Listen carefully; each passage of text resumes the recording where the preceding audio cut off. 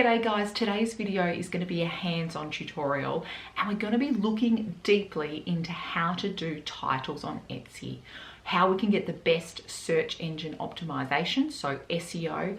I've also got a low competition niche in there that I want to share with you, and I encourage you to go make some shirts for this niche because it is a selling niche and it has under 2,000 items. So please, if you want to get the most out of this video, get your computer out and let's do it together, okay?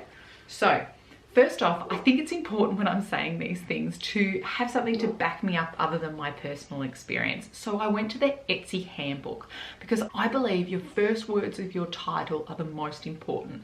That's where I put the really key words that the customers are going to be typing in, okay? But I wanted to make sure that Etsy Handbook said that. That's what I found from personal experience. And this is from the Etsy Handbook, and it says lead with keywords that best describe what your item is, since that's what shoppers will see first when browsing, especially on mobile devices. Now, I don't even think this matters too much. It talks a lot about don't like stuff in your title with all these different words. I completely stuff mine. I use as many characters as I can. I haven't had a problem with it. I'm not put off by that.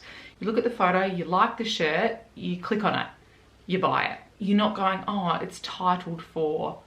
You don't go back to the title and analyze it, I don't think, as a buyer.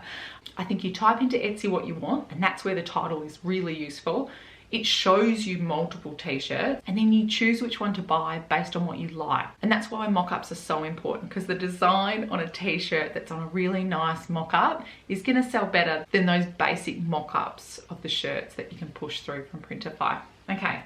So the first one I wanted to look at is dog shirt, okay? So if I type in dog shirt, I think it's always really interesting to see what Etsy leads with, what they kind of show you. So people, when they type dog search, are looking for dogs, for women, dog shirt mock-up, okay? So people are looking for that. If they're gonna sell dog shirts, they like to have a dog in the mock-up. Dog shirt for humans, all right, interesting. Then if I come over here and see the total results, that is way too many. Way too many. You know, there's over 200,000 results there. But if I narrow it down and I go, do you know what? It's a poodle dog shirt. What about poodle shirt? So here comes down to 4,000. Okay, what if it says poodle mum shirt? Maybe I'm aiming for that. 1,800. Do you see there how I narrowed that down? Now, what you'll notice here is I grabbed from one of the top listings. It's really important when you first do the listing, it will use those first few words in the URL. So here, poodle mum shirt, dog mum shirt, poodle.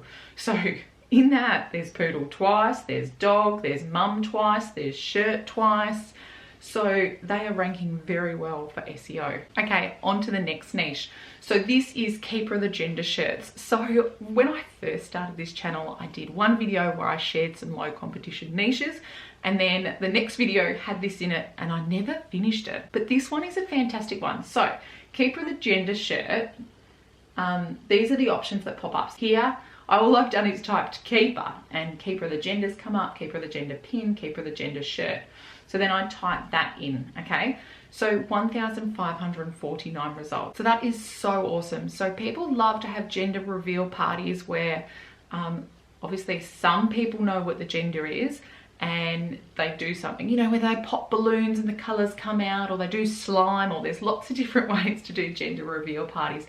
But these shirts are very popular, and this is such a low competition niche. So if you go and have a look into this, you will see the top sellers have sold so many of these shirts. I think I've sold one. I've struggled in this niche because there's a lot of leopard print already there, which is what I do. So I haven't gone too deep in this, but I do have a couple of shirts in there. So the next niche I want to talk is mugs. So I'll put my hand up here and say that when I was browsing last year and I was looking at what people were doing, I saw some people had done coffee mugs as their first two words, and they were ranking really well. And I was like, I started doing that and thinking, oh, okay, I'll do that. But it doesn't make sense. The difference that I can work out is they were running ads, whereas I wasn't. So if you're running ads on that big keyword, then you're going to be shown in lots of different areas. So all my mugs, I do not do that anymore. It's too broad. So here you see soccer mum mugs got 1,000. Mother's Day's coming up. So it's great to cross niche with Mother's Day. You know, it doesn't all have to be my first Mother's Day, Mum's Day 2020. You know, it can be other types. So you can cross niche with sports and hobbies that mums would be proud to wear. And also, you know, there's funny Mother's Day shirts as well. So then I thought, and I've mentioned before that I do like to do like gift.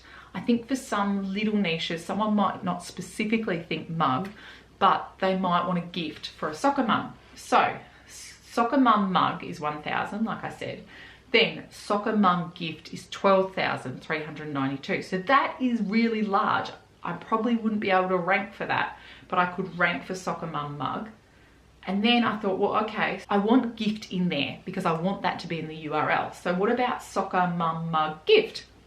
795. So that's how I go about it. Now, the next one I wanted to share was when I recently did a live, one of you guys shared your mock-up store, and I went and had a look at it, and I forgot to mention that a lot of your keywords at the start were very broad.